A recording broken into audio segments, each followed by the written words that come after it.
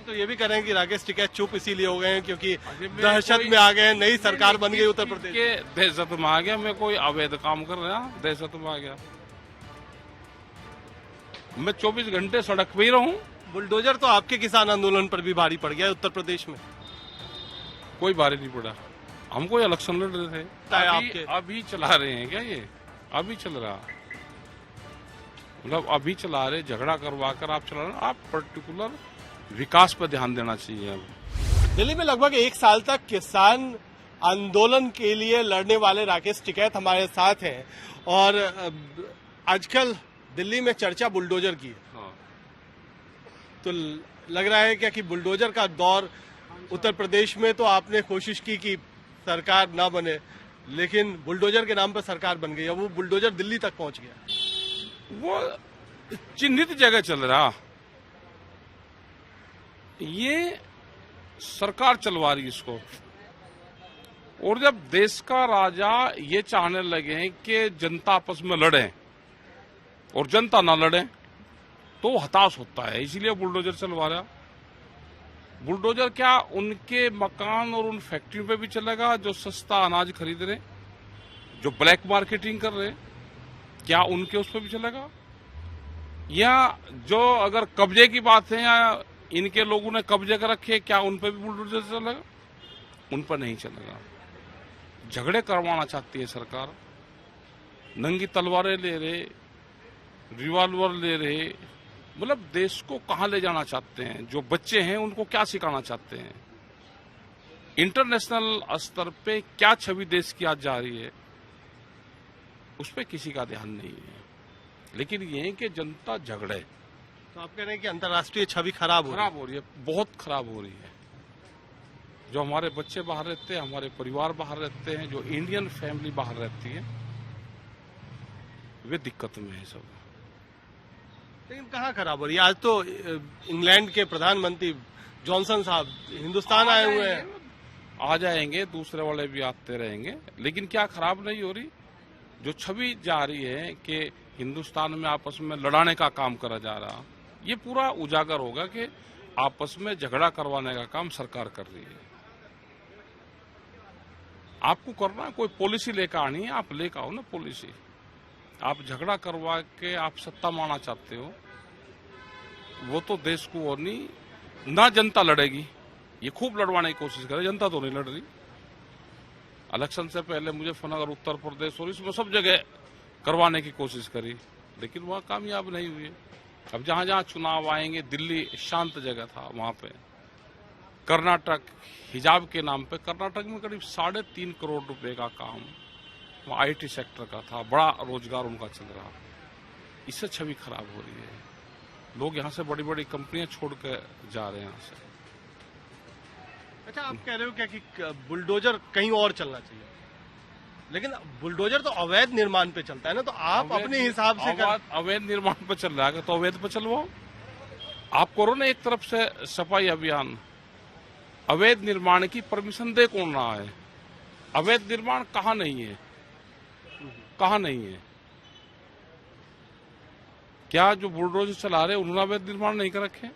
लेकिन पर्टिकुलर जगह दिखा के, मतलब किसने करवाया अवैध निर्माण? क्या नक्शे के हिसाब से कोई चीज बनी हुई है? अवैध निर्माण करवाना वाला कौन है?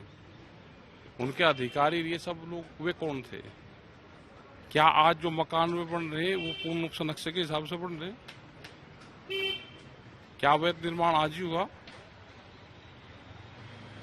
वो तो कह रहे हैं कि बांग्लादेशी, रोहिंग्या, उनके खिलाफ हम बुलडोजर चला रहे हैं और पेट में दर्द होता है आपके। अभी चला रहे हैं क्या ये? अभी चल रहा, मतलब अभी चला रहे, झगड़ा करवा कर आप चला रहे। आप पर्टिकुलर विकास पर ध्यान देना चाहिए। अब इन चीजों की तरफ जनता जाएगी नहीं। विकास पे काम करना चाहिए, रोजगार पे काम करना चाहिए, उस पर काम करना चाहिए। फसलें आधे रेट में लूट रहे हैं, उनके उस पर भी चला दो भाई बुलडोजर। अगर बुलडोजर चल रहा है तो वहां पर भी चला दो। कहां पर? जो फसल आधे रेट में लूट रहे हैं, कौन है? जो व्यापारी हैं, बड़े बड़े घराने हैं, वे लुटाई कर रहे हैं। ये चल लिया, बुलडोजर भी जहां चल रहा था चल लिया। अब ये ज्यादा उस चक्कर में जनता पड़ेगी नहीं, चल लिया। एक आध चीज होती है कि भाई चल रहा चल गया, अब नहीं ये चलेगा ना जनता आपस में झगड़ा करने की। लेकिन बुलडोजर तो आपके किसान आंदोलन पर भी भारी पड़ गया है उत्तर प्रदेश में। कोई भारी नहीं पड़ा, हम कोई इलेक्शन लड़ रहे थे, हमारा आंदोलन चल रहा था, आंदोलन हमारा चलता रहेगा। ये वैचारिक क्रांति है देश में, ये आएगी। अपनी बात करें, हम कौन सी उस पर चुनाव लड़ रहे थे कि हमारे ऊपर भारी पड़ा। ये तो पॉलिटिकल पार्टी को सोचना भाई वे कहाँ जा रहे हैं, उनकी पार्टियां कहाँ गई, वे तो वे ध्यान दे अपनी उस पर। हमारा आंदोलन ठीक था, आज भी ठीक है, कल भी ठीक था और आगे भी ठीक रहेगा। तो बुलडोजर का जवाब राकेश टिकैत कैसे देंगे?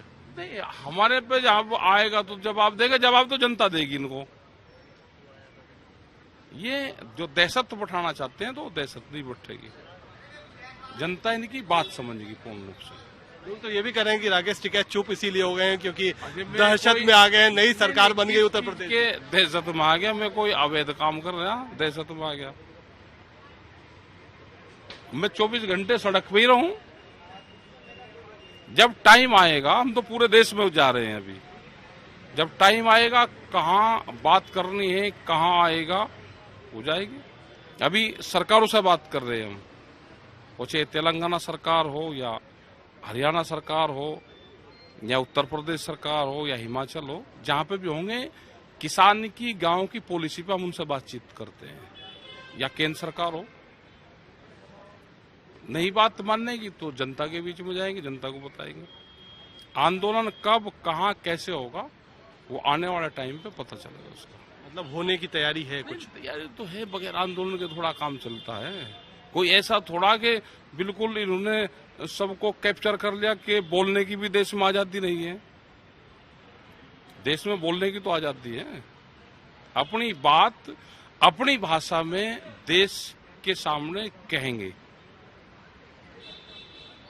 मुद्दा क्या होगा? मुद्दे तो सारे मुद्दे ही हैं, जहां पर नुकसान होगा और किसानों के खिलाफ, गांव के खिलाफ, आदिवासियों के खिलाफ कोई पॉलिसी आएगी तो उसमें हम अपनी बात जरूर कहेंगे। चलिए, तो कह रहे हैं राकेश टिकैत कि अभी आंदोलन की तैयारी है, सरकारों से मुलाकात हो रही है, पब्लिक से भी बात होगी और फिर आंदोलन भी खड़ा होगा। लेकिन ये जो बुलडोजर है वो लोगों को बांटने के लिए चल रहा है और उसका मकसद सिर्फ लोगों को बांटना है और इससे अंतर्राष्ट्रीय छवि भी हिंदुस्तान की खराब हो रही है। कैमरामैन प्रेमचंद मिश्रा के साथ कुमार कोना, दिल्ली।